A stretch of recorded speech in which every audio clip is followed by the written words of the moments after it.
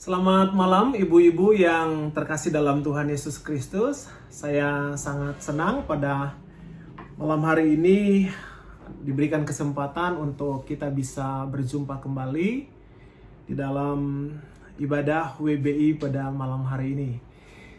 Ya, saya mengucap syukur kepada Tuhan dan berterima kasih juga untuk Ibu Ketua WBI, Bu Syuli, untuk kesempatan yang baik ini. Dan sebelum kita belajar sama-sama kebenaran firman Tuhan, saya rindu untuk kita sama-sama berdoa sebelumnya. Mari kita berdoa. Tuhan, kami mengucap syukur pada malam hari ini. Kami diberi kesempatan oleh Tuhan untuk duduk sejenak, untuk kami belajar akan kebenaran firman Tuhan. Sebab kami tahu kebenaran firman Tuhan ini sudah mengubah hidup jutaan orang, dan kebenaran firman Tuhan yang sama kami yakini juga akan mengubah kehidupan kami dari hari ke hari. Terima kasih banyak ya Tuhan. Hamba yang menyampaikan, ibu-ibu yang mendengar di rumah, semua kami diberkati oleh kebenaran firman Tuhan. Dalam nama Tuhan Yesus Kristus, Tuhan dan Juru Selamat kami yang hidup, kami berdoa dan mengucap syukur. Amin. Nah, pada malam hari ini kita akan membahas satu bagian firman Tuhan yang saya pikir penting untuk kita mengerti bersama tentang memiliki hati yang suci. Jadi orang-orang yang memiliki hati yang suci adalah mereka yang hidupnya serupa dengan Kristus. Nah, ini yang akan kita pelajari bersama, dan pembacaan ayat ini terambil dari Matius pasal yang ke-5 ayat yang ke-8. Matius ayat 5, ayat 8, ayat yang sudah sangat familiar, sudah sangat umum kita mengerti. Saya membaca buat kita semua. Berbahagialah orang yang lemah lembut, ayat yang ke-8, berbahagialah orang yang suci hatinya, karena mereka akan melihat Allah. Berbahagialah orang yang suci hatinya, karena mereka akan melihat Allah. Semua agama mengajarkan kepada pengikut-pengikutnya untuk mengusahakan dan memiliki hati yang suci melalui perbuatan baik, melalui usaha-usaha manusia.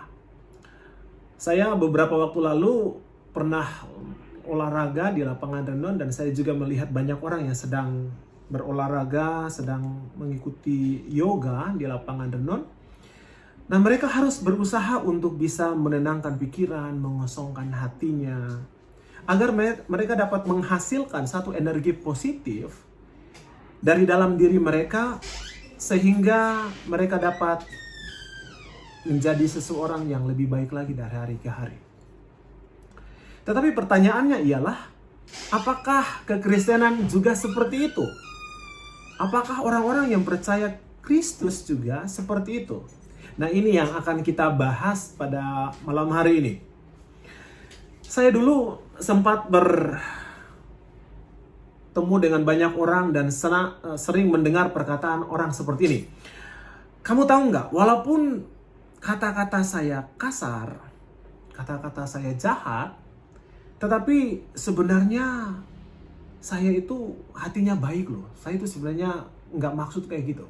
Kata-kata saya jahat, kata-kata saya kasar, tapi sebenarnya hati saya baik. Mungkin hal yang sama, mungkin ibu-ibu juga pernah mengalaminya atau pernah mendengar hal yang sama disebutin sama orang.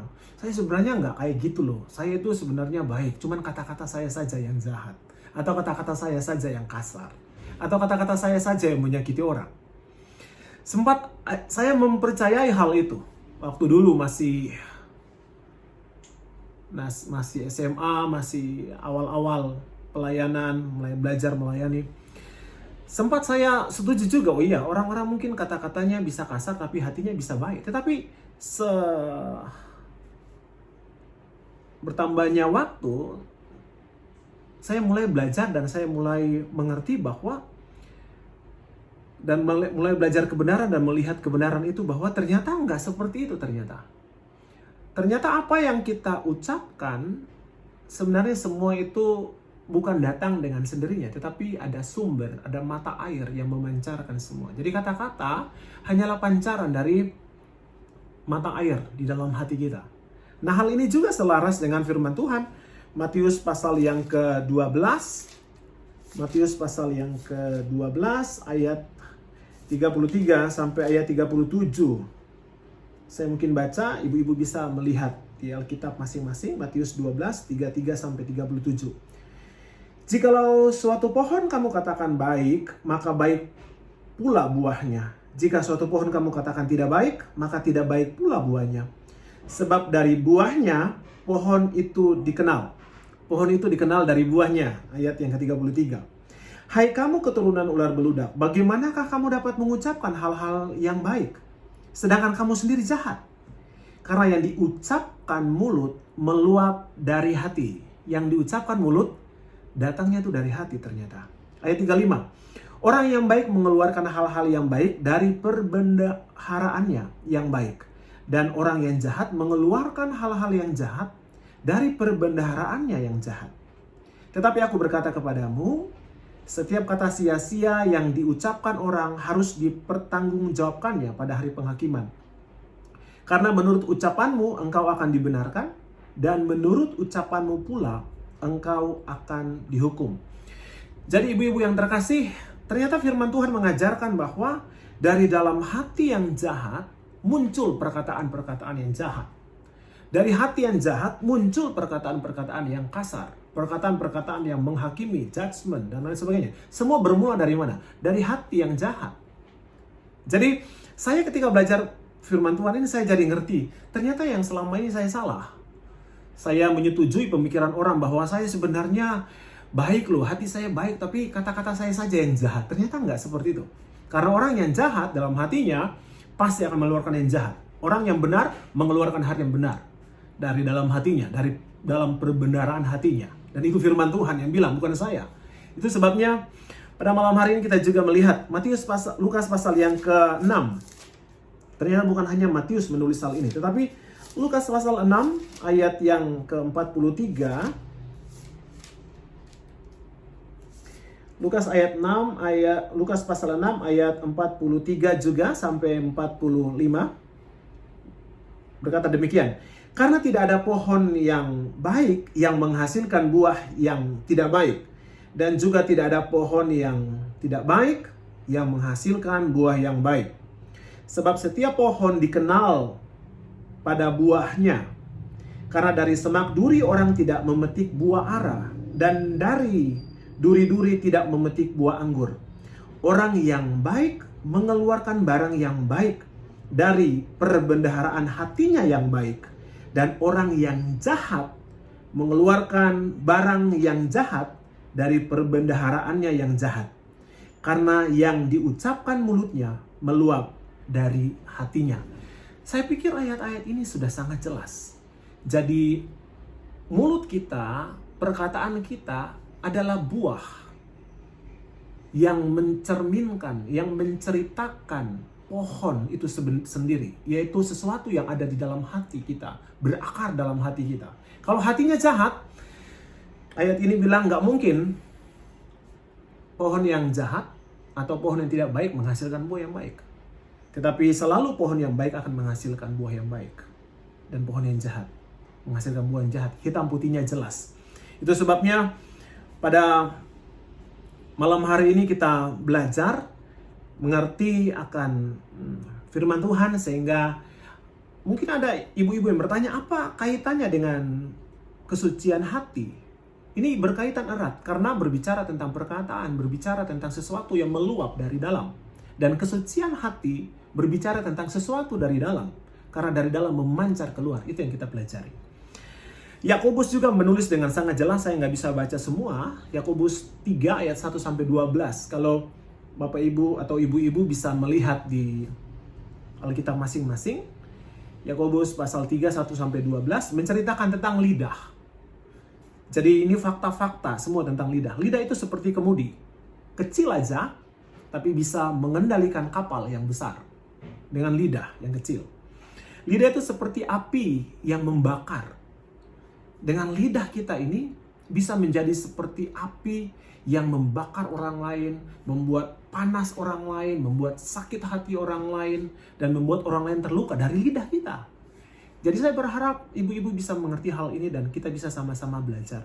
Lidah juga sulit untuk dijinakan. Menurut Yakobus 3 ayat 1-12. Nah, dengan lidah seseorang bisa memuji Tuhan di satu sisi, dan dengan lidah pula seseorang bisa mengutuk orang lain di sisi yang lain. Sehingga dengan lidah orang bisa memuji Tuhan, tetapi dengan lidah yang sama juga orang bisa memaki-maki, mengutuk sesama dengan lidah yang sama. Jadi pada intinya, orang yang hatinya jahat akan selalu berbuat jahat atau berkata yang jahat. Orang yang hatinya benar akan berkata dan mengucapkan hal-hal yang benar. Itu sebabnya Allah ingin agar ibu-ibu dan juga saya, supaya kita semua orang percaya hidup di dalam keserupaan dengan Yesus Kristus. Keserupaan dalam pengudusan yang progresif, atau Pak Pendeta sering memakai pengudusan yang bertahap. Jadi setelah seseorang percaya kepada Tuhan, dia tidak langsung 100% kudus, tidak berbuat salah lagi, tetapi dia mengalami pengudusan yang progresif. Nah, saya sengaja untuk menggambar ini tadi. Ini bukan pelajaran sekolah minggu, bukan. Tapi saya sengaja untuk menggambar ini. Seseorang ini, taruhlah saya di sini atau siapapun, ini ketika dia mulai hidup, dia mulai beraktivitas selayaknya manusia biasa. Nah, dalam perjalanannya di sini, dia akan mengalami perjalanan yang panjang di sini. Mengalami perjalanan yang panjang di sini. Dia di sini belum percaya kepada Tuhan. Dia belum percaya kepada Tuhan, dan di satu titik dia mengalami kasih karunia Tuhan dan dia percaya kepada Yesus Kristus sebagai Tuhan dan Juru Selamat. Nah, disinilah titik awal dia disalib inilah dia mengalami pembenaran di dalam Tuhan. Ketika dia mengalami pembenaran di dalam Tuhan, maka di saat yang bersamaan dia mengalami pengudusan. Dia memulai pengudusan yang progresif. Jadi ibu-ibu bisa melihat ada sesuatu yang saya gambar di sini. Dia mengalami pengudusan, dia mulai naik di dalam pengenalan akan Tuhan, dia mulai belajar. Ketika dia buat salah atau melakukan kesalahan dosa begitu, dia turun lagi. Ketika dia bertobat dan dia melakukan hal yang benar, dia naik lagi. Ini maksudnya pengudusan yang progresif. Dia turun lagi ketika melakukan dosa, dia bertobat, dia naik lagi, dan akhirnya turun, naik, turun, dan akan terus naik sampai kepada kemuliaan di dalam Kristus. Nah, kira-kira ini diagram singkat yang mungkin bisa menggambarkan. Jadi ketika seseorang dibenarkan di sini, maka di saat yang bersamaan dia memulai sebuah proses kehidupan di dalam pengudusan yang progresif. Nah, ini yang dimaksudkan. Jadi ketika ibu-ibu hidup di dalam kebenaran, naik lagi. Dia punya kurvanya. Tetapi ketika mulai menceritakan orang, sudah mulai lagi menjelek-kejelekan orang, ketika sudah mulai lagi melihat, tetangga mulai ganti motor, ayo Pi, kapan kita ganti motor? Atau tetangga udah ganti mobil, Pi, kapan kita ganti mobil? Akhirnya ada iri hati, kepahitan, turun lagi. Aduh Tuhan, saya minta maaf, saya salah. Naik lagi. Dia punya kurvanya seperti itu. Jadi ini diagram singkat yang saya tadi baru tulis untuk menggambarkan sedikit tentang konsep pengudusan. Supaya kita mengerti, ketika kita bertobat, maka garisnya naik. Ketika kita melakukan kesalahan-kesalahan dan dosa, kita akan mengalami degradasi, penurunan. Nah, ini yang penting. Sehingga kita mengerti bahwa jikalau Kristus hidup di dalam kita dan tubuh kita didiami oleh Roh Kudus, maka bukankah seharusnya kita menjadi serupa dengan Kristus? Ini yang menjadi penting. Jika ibu-ibu hidup dalam Kristus dan Roh Kudus ada di dalam hati ibu-ibu dan juga saya, maka seharusnya kita akan menjadi serupa dan segambar dengan Kristus. Filipi 2 ayat 5. Dia berkata seperti ini, saya baca kepada ibu-ibu. Filipi 2 ayat 5. Hendaklah kamu dalam hidupmu bersama menaruh pikiran dan perasaan yang terdapat juga dalam Kristus Yesus. Jadi hendaklah ibu-ibu wanita baptis Indonesia secara bersama-sama menaruh pikiran dan perasaan di dalam Kristus Yesus. Yesus memiliki jiwa yang rendah hati. Nah, jika dia tinggal di dalam hati kita, maka kesombongan seharusnya tidak menguasai kita. Yesus memiliki hati yang mengasihi. Jikalau dia tinggal di dalam hati kita, maka kebencian dan kepahitan tidak menguasai kita lagi. Yesus memiliki hati yang memahami dan mengampuni. Nah, jika dia tinggal di dalam hidup kita, dia tinggal di dalam hati kita, maka belas kasihnya akan menjadi dasar hubungan kita antara satu manusia dengan manusia yang lain. Karena belas kasih Tuhan Yesus. Itu sebabnya, apakah ibu-ibu di rumah dan juga saya, apakah kita sudah menerapkan bagian firman Tuhan ini? Dalam konteks khotbah ini adalah kepada orang-orang yang telah percaya kepada Kristus, pengudusan yang progresif. Jadi bukan orang yang tidak percaya, kepada orang-orang yang sudah percaya, maka mereka mengalami pengudusan yang progresif. Jadi kesimpulannya adalah, jadi satu-satunya hasrat Yesus, kalau kita baca seluruh kebenaran firman Tuhan dalam Injil, hasrat Yesus adalah melakukan kehendak Bapanya. Ini adalah inti dari menjadi serupa dengan Yesus Kristus. Hasrat Tuhan Yesus adalah melakukan kehendak Bapaknya. Inilah inti dari keserupaan dengan Bapa kita yang ada di surga. Itu sebabnya saya tahu mungkin hal ini ibu-ibu berpikir bagaimana caranya saya melakukannya. Kalau ibu-ibu berpikir dengan pemikiran sendiri dan berusaha melakukan dengan kekuatan sendiri, saya tahu ini hal yang sangat berat dan ini hal yang sangat sulit. Tetapi bukan berarti Tuhan akan meninggalkan ibu-ibu semua. Tuhan akan memberikan kemampuan untuk ibu-ibu melakukan apa yang Tuhan mau di dalam kehidupan ini.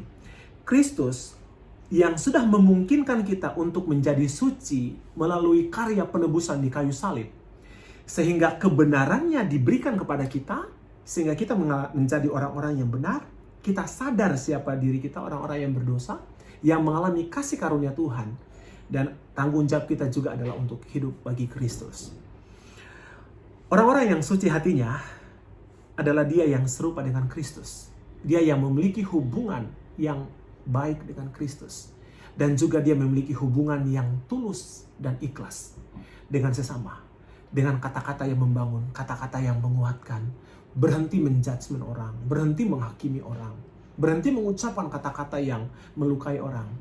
Karena kata-kata Kristus adalah kata-kata yang didasari dengan kelembutan. Bukan berarti kompromi ketika ada orang salah, tetapi kita perlu mengingatkan dengan hati yang tulus dan hati yang murni, tanpa motivasi apapun. Terakhir ilustrasi, saya dulu pernah bawa Elizabeth ke dokter di Jakarta untuk periksa dia sakit. Sakit apa begitu. Dan dokter meminta Elizabeth untuk membuka mulutnya, karena dari dalam mulutnya dokter bisa ngecek, oh dia sakit apa, dan hanya dengan membuka mulut dan di center begitu, akhirnya dokter tahu Elizabeth sakit apa. Nah, untuk sakit secara tubuh saja, Elizabeth anak saya hanya disuruh buka mulut untuk dia periksa begini, oh dia ngerti sakit apa. Bisa tahu, bisa diagnosa. Nah, demikian juga dengan orang-orang yang hidup di dalam Tuhan. Jika orang-orang yang mengalami sakit secara rohani, kita bisa mudah mengidentifikasi. Ketika dia buka mulut, kata-kata apa yang dia ucapkan. Apakah kata-kata membangun? Apakah kata-kata menyakiti? Apakah kata-kata mencela? Apakah kata-kata memfitnah? Dan sebagainya. Ini adalah orang-orang yang sakit. Kalau kita melihat kata-katanya, ibu-ibu mudah deteksi orang sebenarnya. Satu tips sederhana, ketika seseorang buka mulut, kita tahu kerohaniannya seperti apa. Melalui kata-katanya. Karena kata-kata meluap dari dalam hati. Dari hati yang baik, keluar kata-kata yang baik. Dari hati yang benar, keluar kata-kata yang membangun.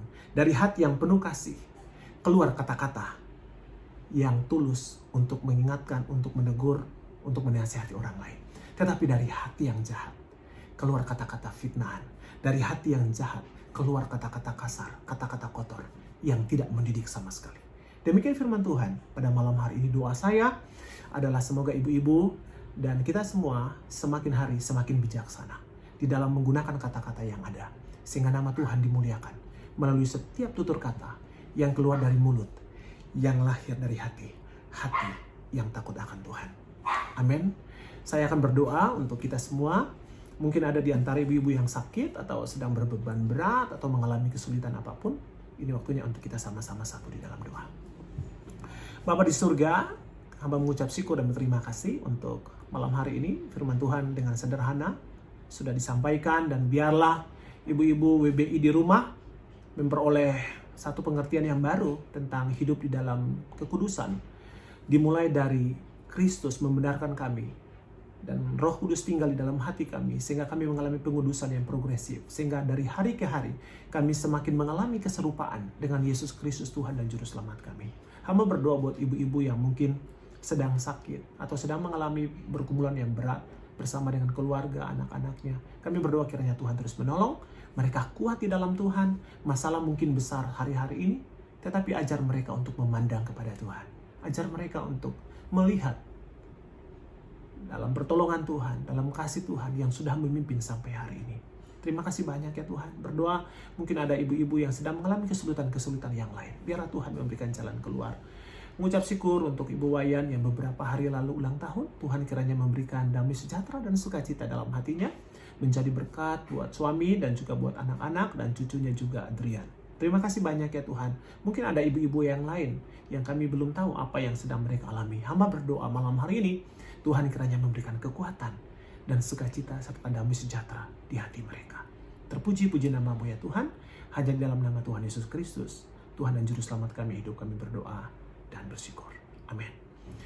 Selamat malam ibu-ibu, sampai jumpa lagi di minggu depan. Tuhan Yesus memberkati.